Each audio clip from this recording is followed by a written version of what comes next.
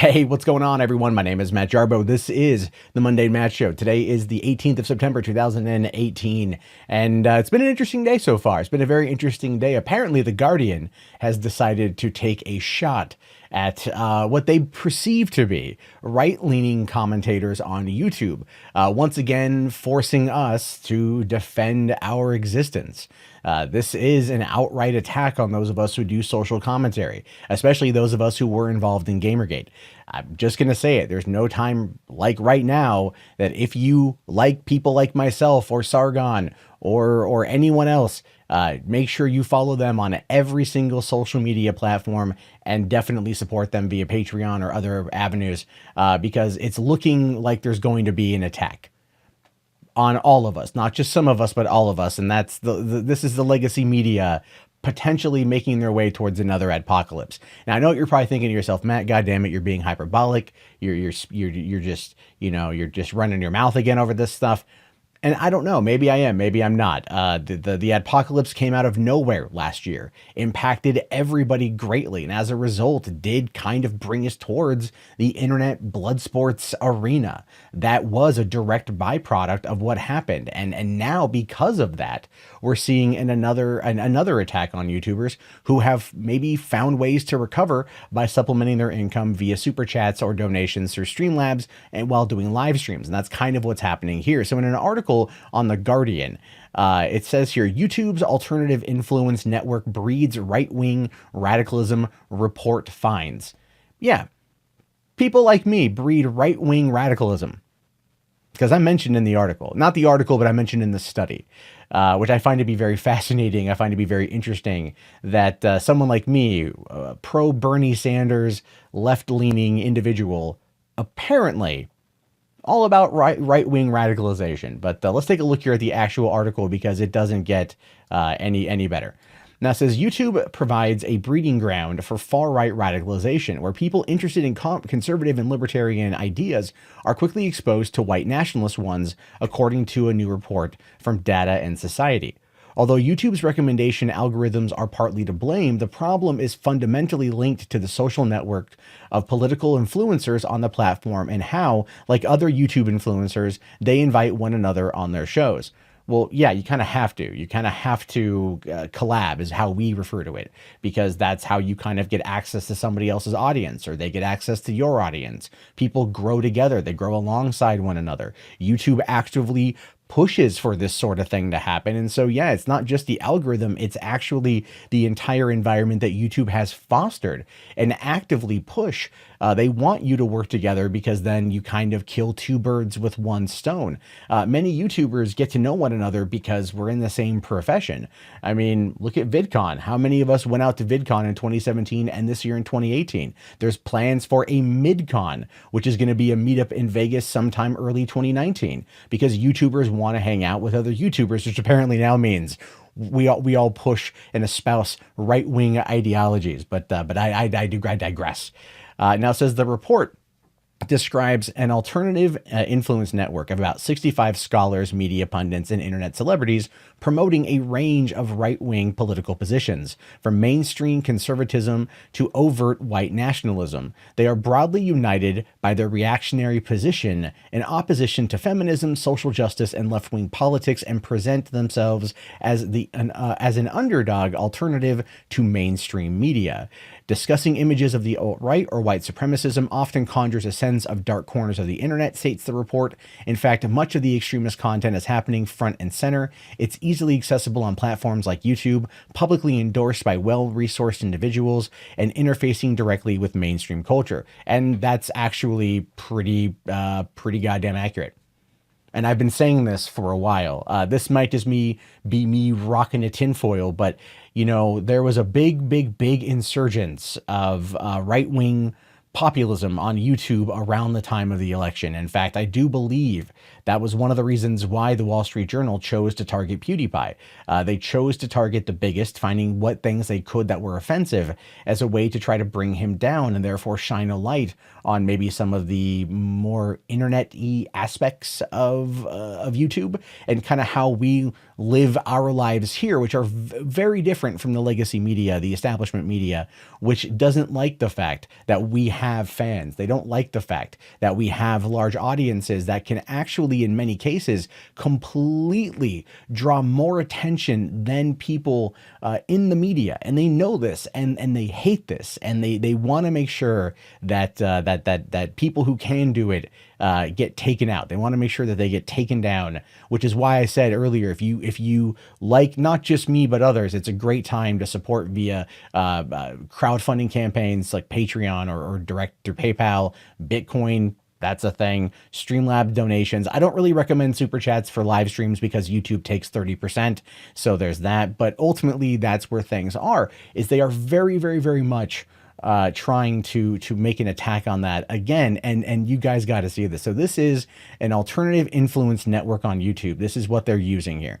Now it says the graph is a partial representation of collaborative connections between the Alternative Infuence Network, or AIN, a network of controversial academics, media pundits, and internet celebrities who use YouTube to promote a range of political positions, from mainstream versions of libertarianism and conservatism to overt white nationalism. While collaborations can sometimes consist of debates and disagreements, they more frequently indicate social ties, endorsements, and advertisements for other influencers.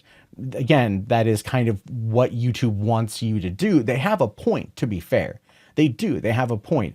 I'm under the personal belief that the reason why we saw a large alt-right presence on YouTube in this year is because they are funneling money in. I do. I believe that they are funneling money to certain creators trying to get a platform. In fact, you can go and look at some of the super chats that appeared on Warski Live and other programs like that, and they are overtly racist and overtly alt-right and white nationalist and white supremacist. And that's been brought up before. And YouTube actually came out and said, well, we can't hold the content creators accountable because they're not the ones that are actively doing it. It's the audience. And they're 100% right in that, by the way. But it doesn't change my opinion that the alt-right is very much trying to fund the platforms that they can get the most presence out of, the most eyes on them. And that, of course, comes from certain shows with certain hosts that espouse those ideas. And this article, or this graph, is trying to push that, even though it does it in a very stupid way. Now it says each line indicates two connected influencers appeared in the same YouTube video during the period of January 1st, 2017 and April 1st, 2018, serving as guests, hosts, or collaborators. The size of nodes are determined by the number of other influencers with whom they connect, demonstrating how much given influencer serves as a conduit for viewers to other influencers in the AIN. The colors of nodes are determined by the total connectivity within the network, or how close the influencers are to other influencers. So as you can see here, the biggest one is Andy Warski, with basically nodes to everyone. Then you've got Sargon of Akkad here. You've got Stefan Molyneux, Lauren Southern, Roaming Millennial, Millennial Woes, Brittany Petty. I mean, these are kind of big ones. Stephen Crowder. And these are just YouTubers that talk to one another. A lot of times they just straight talk to one another. And they do have people on there who they are, in fact, politically aligned with. That's oftentimes a very big hug box and echo chamber. I'm sorry, that's true. You're going to find a lot of that. You don't get a lot of spirited debate outside of maybe the Sargon Richard Spencer one from earlier this year. But otherwise, it mostly boils down to just kind of a hug boxy echo chamber situation. Now, if you look here, not everyone is a conservative. I mean, like Jeff Holiday is on here, not a conservative. Faith Goldie, I do believe Faith Goldie is alt-right, so that is confirmed. Richard Spencer, alt-right. Styx Hexenhammer, isn't he more like libertarian? You know, you've got me all the way down here at the bottom, me, right? As with a couple points of connection to different people. You have V Monroe, you've got Bunty King. You know, none of us are conservative. Crouten T is not a conservative by any stretch of the imagination. You know, but then you've got people like No Bullshit, James O'Keefe, Medicare, Paul Joseph Watson, Gavin McInnes, Owen Benjamin, Candace Owens, and those people are definitely right-leaning. Blair White is a conservative, but I wouldn't call, you know, I'd say center-right, to be honest with you. Some Black Guy, definitely left-leaning. Tim Pool, independent, but probably more left-leaning. James Alsop, all right. That guy T is a libertarian. You know, I mean, Destiny, for Christ's sakes. Destiny is on here. That dude is as left as they fucking come. James Damore, all the way over here to the left. Again, as left as they come. I mean, I don't think James Damore is right wing. I've gone and watched him speak. He's one of like the most soft spoken dudes I've ever freaking come across as a result of everything. And it's just, to me, it's really, really, really goddamn funny. But the study itself is this one here: Alternative Influence Broadcasting the Reactionary Right on YouTube. It's a 61-page document. I'm not going to go through it, but I will link to it in the video description. You guys can take a look at it yourself, because ultimately what we're looking at here is a situation where this is going to be used as a way to argue. This is going to be used as a way to argue that we should be shut down. In fact, just going back to the Guardian article, which again is so poorly done, it says members of the network frequently use the live debate format with multiple speakers arguing for hours on topics such as race, immigration, and feminism. This format is particularly challenging to moderate, relying on viewers reporting objectionable content during the live stream. YouTube profits from these live debates through Super Chat feature, which allows users to pay to have their comments highlighted during the stream. Even if a channel fails to meet YouTube's advertiser-friendly content guidelines, as a BuzzFeed investigation in May highlighted, these paid-for comments are frequently used to spread hate speech. And it's like I've been saying for a while, YouTube is going to be making changes to Super Chats. They're going to have to. It's going to get to the point of where they're going to have no other alternative than to make certain words blocked, certain phrases blocked, and even certain creators are probably going to end up losing their right to earn a living through Super Chats simply because of the type of audience that they've curated. I don't agree with that, to be honest with you. I'd rather the ideas be tackled versus that. But there are, you can kind of see that this is going to be a thing. Now, it goes on to say that one of the challenges for YouTube is how careful the more extreme members of the network are to avoid breaking the platform's community guidelines. Even the most open white nationalist knows how to stay just within the terms of service. You almost never hear them using racial slurs. They coach the language in a way that obscures its violent overtones. And not only that, but what happens in many cases is the types of live streams that end up becoming the most egregious that would get flagged down are oftentimes immediately privated before they're allowed to be processed through the system. Then they're downloaded and re-uploaded to an archive site, an archive channel. So if the archive channel gets hit, you just re-upload those to another channel, but your main source of income, which has gone through the 1,000 subscribers and the 4,000 hours watched in order to be part of the YouTube partnership program, stays clean. It's a tactic that you can see many, many, many times, and it's actually a smart play. It is. It's a really smart play, because this is just how these things are needing to be with the way YouTube has been acting. Not everything is removal worthy, and some stuff that does make it through the cracks as a result of this particular tactic. Now, they also employ persuasive influencer marketing techniques to increase their audiences and establish an alternative mainstream to news, though memes, cross-promotion, and search engine optimization. Again, these are all things that YouTube wants you to do. Maybe not the means, but there's that. Search queries for terms like social justice, liberal, intersectionality will yield results from members of the network because they frequently use these terms in the titles of their videos. Well, yes, but we do that because we are arguing against these ideas. We're arguing against platforms like The Guardian that spew out absolute nonsense. And so, clickbait title, clickbait thumbnail, using search engine optimization to try to tackle into some of these terms that are hot topics here on YouTube is definitely something that happens. It's not something that's out of the norm. It's again, what they tell you to do. Almost everything that they're complaining about here is exactly what YouTube tells you to do. Now, it says here, these are the kind of techniques used by brands and makeup vloggers to capture people's attentions, only this time the product is political ideology.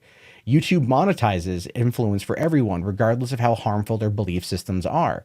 The platform and its parent company have allowed racist, misogynistic, and harassing content to remain online, and in many cases to generate advertising revenue, as long as it does not explicitly include slurs. YouTube is an open platform where anyone can choose to post videos to a global audience, subject to our community guidelines, which we enforce rigorously, says a YouTube spokesperson. No, they don't. They really honestly don't. They claim that they do. It's like over 90% of most videos that get taken down are done actually via the algorithm, not so much a human person doing anything. But no, they don't. I mean, there's a lot of really hateful, spiteful, bigoted, terrible content on this platform. A lot of slanderous, defamatory content that's on this platform that YouTube lets stay up. So no, it's not something they defend rigorously. Trust me on that one. It does say here that the company tightened its rules for which channels have access to monetization features and deployed machine learning technology to identify hate speech and comment features. If a user is caught sending abusive super chats, the revenue received will be donated to charity instead of being split between YouTube and the channel's content creator. Now, that to me is interesting because that is actually something new. That to me is new. I haven't seen that before. So I haven't heard of anyone coming out and saying that that's the case. Are you notified about this? Are you told which charity it goes to? Are you allowed to like write that off on your taxes because you effectively earned that revenue and you are tied to Google AdSense through your social security number, therefore getting a 1099 miscellaneous at the end of the year because you have to file taxes? Would this be used against you in any particular way? I do believe that there are legal liabilities here to that particular function. I understand why they want to do that, but at the same time, that is something I have not heard of before. If it's made its way out there, it's entirely new to me. Now, it goes on to say here that YouTube issues awards to accounts when content creator reaches 100,000, a million, or 10 million subscribers. At these milestones, the company also reviews the account to make sure they have not infringed copyright or violated YouTube's community guidelines. Yeah, we get buttons. I'm pretty sure you guys might have seen the one where I unboxed mine and I cried. I was very happy at that moment. Still am. Love that damn thing. But anyway, the vast majority of YouTube's moderation decisions are based upon the content of videos. The exception of this rule is foreign terrorists. In these cases, YouTube refers to a list of individuals and organizations supplied by the government and will block them from creating channels regardless of whether those channels violate YouTube's community standards. Now, this is where things get crazy because Lewis proposes that YouTube should consider not only reviewing the content of the channels identified on the report, but the people they host and what their guests say, saying YouTube is choosing to continue to endorse the content of these people who are delivering really harmful messages. It would be an opportune time to make their standards stricter for people who have that level of influence. Yeah. So people on this particular image right here, these people, many of whom you know, many of whom you follow, many of whom are not bad people at all, are effectively being targeted now by The Guardian. And this is another reason why I suggested that this would be a prime time to follow someone on Patreon and support them in any way that you can. Because if this is going to be the case, this is not going to be good for people who want to openly discuss ideas. And, you know, it's not a perfect system and a lot needs to be done to fix it, obviously. But these people here, not all of them are white supremacist, white nationalist, hateful, bigoted people. They have difference of opinions and they're being legitimately targeted by The Guardian and this report that is going to effectively be sent to YouTube and used as a tool to effectively see if whether or not what we say on this platform is good or bad. Now, here's the thing. I would hold this opinion if I was on this list or if I wasn't on this list. I don't like it one bit. This is targeted censorship. This is what's happening, and that is not good. Regardless of what you may feel about me and what's happened over the past 6 weeks, this is something we all should rally around. This is not something that is good. This is not something that should even be remotely tolerated. And it does appear that they are trying to come for everybody. Everyone who talks about these issues. And my opinion of that basically boils down to the fact that they do it because, well, they want to control the narrative. And we push back a lot against that. So now is the time. If you've made it this far into the video, now is that time. Comment on it below. Let me know what you guys are thinking on this one, because it's a big problem and it's something we all have to work together to solve, regardless of our ideological differences. And the fact that even in regards to that image, a lot of people on that image do outright hate each other. There are people in that particular graph that I utterly despise. But in this case, I have to defend their home. And I hope that they would defend mine as well. So there's that. I'm hoping that there's more to do with this, but I want to talk about other stuff too. Not just that. That took up way too much time. This one is crazy because this is going to be a fun shit show to watch kind of take place. But apparently, according to the show writers of Sesame Street, Bert and Ernie, they gay. And Sesame Street says they not.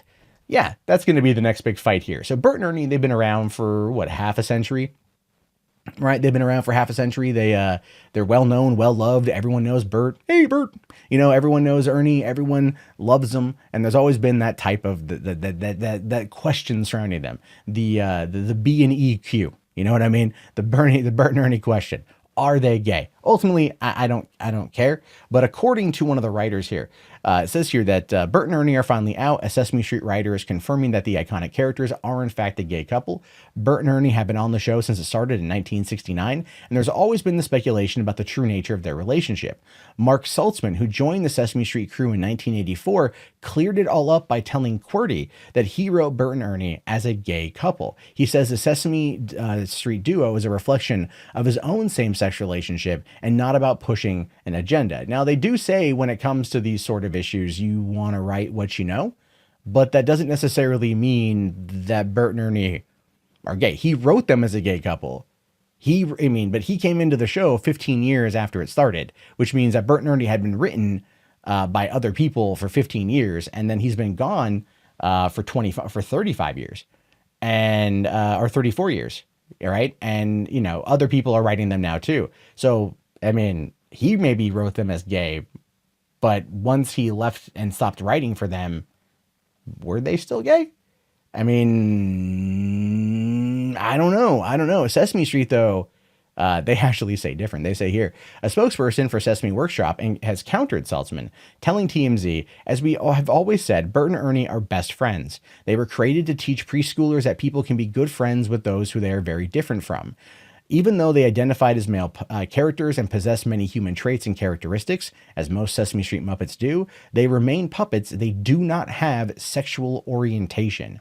And that's kind of been the thing for most of the puppets. They don't have sexual orientation. You know that they identify as either male or female, and I think there's one now that's trans. I think that's a thing on the HBO version of Sesame Street, and again, that's fine. But they don't have what they do between the sheets is never been brought up. If you want to see more about that, you got to go watch Avenue Q, which is probably one of the better plays that's ever come out. It's fantastic. But no, Sesame Street comes out and says, no, they ain't gay. They ain't gay at all. They not gay. Not one damn bit. So we have that. We have that whole situation going on right now. Bert and Ernie, one guy says they gay. Sesame Street says they straight. The debate will rage on because the LGBT community has used them as an icon for about 50 years now, I would assume, or around that, definitely multiple decades. They've been used as an icon, and they were probably hoping this was going to be a direct victory, but it does appear that it's not. It just appears that it's like this is how he wrote them, but the company who owns the rights to the characters are like, no. And honestly, to be fair, it makes sense as to why. It does. It really does make sense as to why. They don't want the heat that's going to come from that. They don't want the heat from the Christian right that are going to come out and attack and try to boycott Sesame Street. They don't want to be drug into that political narrative. And I completely understand. But at the same time, I always have to kind of question Sesame Street's actions because, they like to parody adult content. They parodied True Blood once, and they had a whole set built where they were trying to sell True Mud. They parodied the trailer for The Girl with the Dragon Tattoo from 2011, right? They parodied that thing, which was very sexual in nature and very erotic in how it was designed, and they were finding ways to make fun of it. So they do take I guess shots at adult content, and they do kind of make fun of it through their particular style. So that has always been something I find to be kind of peculiar and find to be something that's interesting. But at the same time, it's also like, huh? I don't know, man. I don't know. But I can understand why in this particular case, they simply did not want to deal with it at all. So jumping into the final story here, because I had more planned, but this has already gone on way too long. Toad and Mario Kart are currently trending on Twitter. You can see here that both of them are trending. A lot of people are talking about it, and the reason why, according to the first line here, Stormy Daniels compares Trump's privates to the mushroom character in Mario Kart. Yeah, saying here that Stormy Daniels' description of Trump's penis ruins Mario games forever. No, it's not going to ruin Mario games forever. I'm not going to sit there and play Mario Kart and be all like, oh, that looks like Trump's penis. It's not going to ruin anything. It's going to maybe blemish it a little bit because we don't ever want to think about the president's penis being associated with the video game character, considering the fact that the mushroom on Toad's head is actually part of his head. So that is definitely something that's gone on with that. But apparently Stormy Daniels She really wanted to let it all out there. She really wanted to find a way to get back at Trump. I think this comes across to me as a bit spiteful and mean-spirited. But then again, given the entire situation, that kind of makes sense. But anyway, it says here that we all know by now to expect the completely unexpected in the day-to-day world of Donald Trump administration. But nothing could have prepared us for this, the day we found out about the overlap between Trump and Super Mario. A copy of Stormy Daniels' tell-all full disclosure fell into the hands of The Guardian, which shared the nugget to the world, illuminating the tryst Daniels had with Trump and forever altering the way we interact with the most popular video game franchise in history. Saying here, this is excerpts from the book, she describes Trump's penis as smaller than average, but not freakishly small. So Trump doesn't have a micro penis. I guess that's a good thing. I mean, it would explain his attitude and his over-defensive nature quite a bit. Maybe it's the hands. Anyway, she knows he has an unusual penis. It has a huge mushroom head, like a toadstool. Huge mushroom head like a toadstool.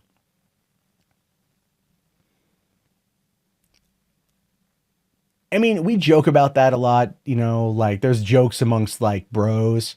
Like, oh man, I pulled it out and I smacked her with it. I gave her a mushroom stamp, right? Like, that's kind of now what I'm visualizing is like him pulling it out and it looks like Toad, and him just like smacking Stormy Daniels with it. Like, this is the blue shell sort of thing. I now feel more dead inside than I did before. She goes on to say, I lay there, annoyed I was getting fucked by a guy with Yeti pubes and a dick like the mushroom character in Mario Kart. It may have been the least impressive sex I've ever had, but clearly he didn't share that opinion. And, you know, to be kind of fair to Trump, I mean, she went back for another time. She went back for a round dose. So apparently, you know, it wasn't the least impressive sex she's ever had. It probably was maybe not even in the realm of adequate, but she probably thought to herself, you know what? I mean, like, not everyone's good on the first time. You know, I mean, there's always compatibility issues with partners. There are. I mean, look, I'm not trying to like sit there and like psychoanalyze their sexual relationship, but I mean, there is compatibility issues that happen right off the bat. Not everyone is simpatico when they bone in for the first time. You know what I mean? Like, sex is not something we see in porn movies where it comes across as being either like really erotic or even some cases romantic. Well, I'm thinking maybe softcore, but it's or hardcore in the way that we see it in these movies, right? So, I mean, Stormy Daniels is going to have a very kind of altered perspective in regards to the type of sex she deems to be impressive. I mean, she's been with some John Holmes motherfuckers and coming out of, you know, getting got by a billionaire with an average sized penis and a gigantic toadstool head. That's going to be something that's going to take a little bit of getting used to, which might explain why she went back for round two. And then, you know what? You try it once, you don't like it, try it again. You know what? You made sure you confirmed your bias. His penis is not for you. And then there we go. But this is written to be embarrassing of the president. This is written to be embarrassing of Donald Trump. And that's unfortunate, actually. I would love there to be some kind of decorum, of moderate decorum with our politics and our political discourse in this country. But unfortunately, it's not going to happen. This is not going to happen anymore. And so now we deal with Stormy Daniels and her trip to the Mushroom Kingdom. So that's where I'm going to definitely wrap up today's show. If you guys made it this far, please toss it a thumbs up. Definitely comment. Let me know what you guys think. If you made it this far, type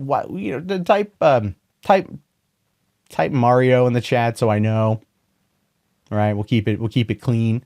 But type Mario in the chat if I know, and then definitely talk about whatever you guys want to talk about. And I'll talk to you all later. Have yourself a fantastic day. Please remember to subscribe and check back daily for more content from me. My name's of course Matt Jarbo. This is the Mundane Matt Show. I'll talk to you guys later. Have yourself a great day and peace out.